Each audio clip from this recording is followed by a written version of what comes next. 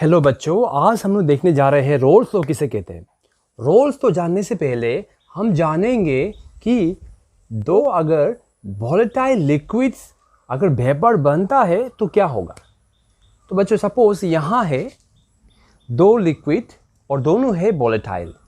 हम मान लेते हैं कि कंपोनेंट 2 जो है कंपोनेंट 1 से ज़्यादा वॉलेटाइल। तो क्या होगा बच्चों, कंपोनेंट 2 की जो वेपर प्रेशर है वो ज़्यादा होगा कंपोनेंट 1 से, क्योंकि वो ज़्यादा वॉलेटाइल है। तो एक ऐसा समय आएगा जब लिक्विड फेस और वेपर फेस के बीच में बन जाएगा इक्विलिब्रियम। तो इसकी जो टोटल वेपर प्रेशर होगा और इंडिविजुअल जो वेपर प्रेशर होगा, पार्शियल वेपर प्रेशर इंडिविजुअल जो होगा, इस और इसका जो मोल फ्रैक्शन है इंडिविजुअल x1 और x2 कंपोनेंट 1 और कंपोनेंट 2 का, इसका सब का रिलेशन हमें रोल्स लॉ में देखने को मिलता है।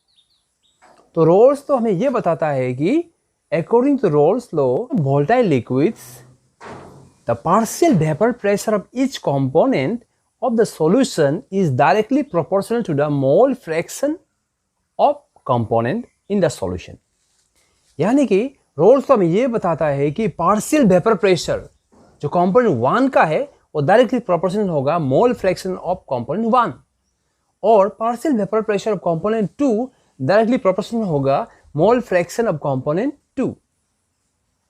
और Dalton's law of partial vapour pressure हमें यह कहता है कि अगर हम इस P1 P2 partial vapour pressure दोनों का अगर ऐड करेंगे तो मुझे मिल जाएगा टोटल वेपर प्रेशर। तो अगर इसको हम यहाँ यूज करते हैं, दोनों का साम करते हैं, तो हमें total vapour pressure of the solution मिल जाएगा। और ये जो P1 है यानी पार्शियल वेपर प्रेशर है directly proportional to the mole fraction of 1 है। इस प्रोपोर्शनल जब हम हटाएंगे तो यहाँ आएगा कांस्टेंट, और कांस्टेंट आएगा vapour pressure of pure liquid. यानी कि उस समय जब आप कुछ भी यहाँ ऐड नहीं किया है, प्योर P ये है P नॉट का मतलब है vapour pressure of pure liquid, यानी कि जिसमें और कोई दूसरा मिक्स बिल्कुल नहीं है। तो विदाउट मिक्सिंग में जो उसका वेपर प्रेशर होगा उसे हम कहते हैं प्योर वेपर प्रेशर। तो P1 प्रोपोर्शनल टू x1, जब ये प्रोपोर्शन को हम हटाएंगे तो यहाँ जो कांस्टेंट आएगा रोल्स लॉ में वो है vapour pressure of pure liquid. Similarly P2 की भी हम ऐसा कर देंगे P0 टू x2, और डाल्टन्स लॉ का मुताबिक जैसे हम दोनों को ऐड करेंगे मुझे मिल जाएगा total vapour pressure of the solution.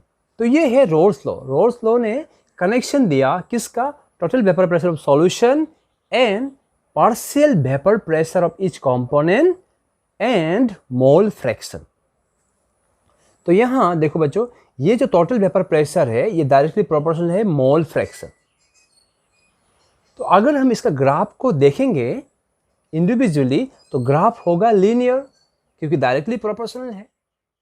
ने मान लिया था कि P2 की कंपोनेंट 2 की जो पार्शियल वेपर प्रेशर है वो ज़्यादा है क्योंकि वो ज़्यादा वॉलेटाइल है। तो यहाँ देखो बच्चों, यहाँ जो पार्शियल वेपर प्रेशर P2 और मोल फ्रैक्शन का बीच में यानी x2 का बीच में जो ग्राफ होगा वो कैसा होगा, वो होगा लीनियर, क्योंकि डायरेक्टली प्रोपोर्शनल है। सिमिलरली अगर मैं P1 की भी बात करता हूँ और x1 की बात करता हूँ उसका भी होगा लीनियर, लेकिन यहाँ P2 का मैंने ऊपर बनाया है और P1 का थोड़ा नीचे बनाया हूँ। क्यों? क्योंकि P2 की जो वॉलेटिलिटी है यानी कि वेपर प्रेशर बनने की जो क्षमता है वो ज़्यादा है, क्योंकि वो ज़्यादा वॉलेटाइल है। तो ये जो है इससे हमें अगर दोनों का हम P1 और P2 का हम ज्वाइन कर देंगे तो हमें मिल जाएगा total vapour pressure of the solution. तो रोल्स लॉ हमें बताता है कि टोटल वेपर प्रेशर एक सॉल्यूशन का प्राप्त करने के लिए मुझे P1 P2 यानी कंपोनेंट 1 और कंपोनेंट 2 को टोटल करना पड़ेगा। तो बच्चों यहाँ है x1 की वैल्यू 1, x2 की 0 और x2 की 1, x1 की 0। ऐसा क्यों है? क्योंकि हम पता है टोटल मोल फ्रैक्शन होता है 1, तो इसीलिए यहाँ है 1 तो 0 और एक 0 है तो 1। और यहाँ 1 यहाँ 0 होने का दूसरा कारण ये है कि अगर मैं यहाँ 1 लिखता हूँ, उसके मतलब ये है कि ये vapour pressure of pure liquid को शो कर रहा है, जिसमें बिल्कुल एक कंपोनेंट 0 है। और दूसरा पे भी सेम, अगर यहाँ एक कंपोनेंट है, दूसरे कंपोनेंट यहाँ नील है, तो दोनों को हम जब ज्वाइन करेंगे इंडिविजुअली तो हमें टोटल वेपर प्रेशर मिल जाएगा। तो रोल्स तो हमें 10 ये बताता है कि total vapour pressure of the solution is directly proportional to the mole fraction of the component.